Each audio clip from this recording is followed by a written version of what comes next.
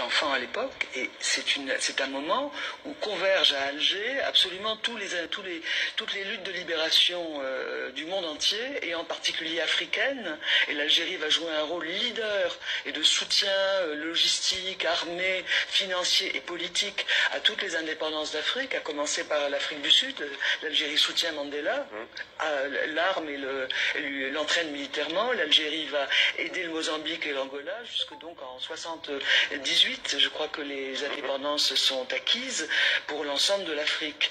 Et l'Algérie va surtout être le pays qui a porté les indépendances du continent africain, donc qui a constitué un modèle avec une guerre affreuse, qui était une guerre de 8 ans contre la 4e armée du monde. À l'époque, la France, c'est quand même la 4e armée du monde. Mais pourquoi votre père pose-t-il cette cause et ce modèle, ce que vous qualifiez de modèle?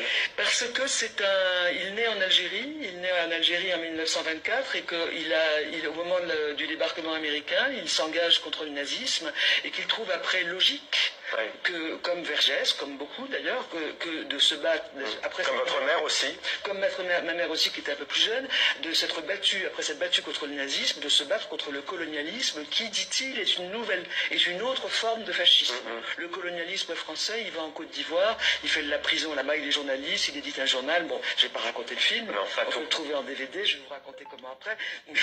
C'est-à-dire, ce qui est intéressant, et pour reprendre ce que disait Clara, ce qui est intéressant, c'est de récupérer cet héritage qui est un héritage énorme, et qui est un héritage très vivant. Pour le transmettre.